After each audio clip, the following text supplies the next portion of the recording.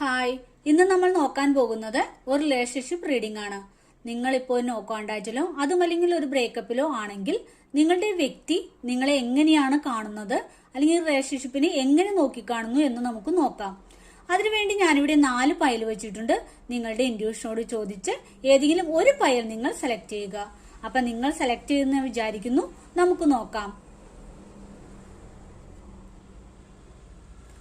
നിങ്ങൾ ആദ്യത്തെ പൈലാണ് സെലക്ട് ചെയ്തെങ്കിൽ നിങ്ങൾ സ്നേഹിക്കുന്ന വ്യക്തി നിങ്ങളിലേക്ക് എത്രയും വേഗം മടങ്ങി വരണമെന്ന് അതിയായി ആഗ്രഹിക്കുന്നു. ഇനി നിങ്ങൾ രണ്ടാമത്തെ പൈലാണ് സെലക്ട് ചെയ്തെങ്കിൽ നിങ്ങൾ സ്നേഹിക്കുന്ന വ്യക്തി ഈ റിലേഷൻഷിപ്പിനെ കുറിച്ച് നല്ലതും ചീത്തയുമായ വശങ്ങൾ തിരിച്ചറിയുവാൻ ആഗ്രഹിക്കുന്നു. ഇനി നിങ്ങൾ മൂന്നാമത്തെ പൈലാണ് സെലക്ട് ചെയ്തെങ്കിൽ നിങ്ങൾ സ്നേഹിക്കുന്ന വ്യക്തി നിങ്ങളെ ഒത്തിരി സ്നേഹിക്കുന്നു, എന്നും നിങ്ങൾ കൂടെ വേണമെന്ന് അവർ ആത്മാർത്ഥമായി ആഗ്രഹിക്കുന്നു.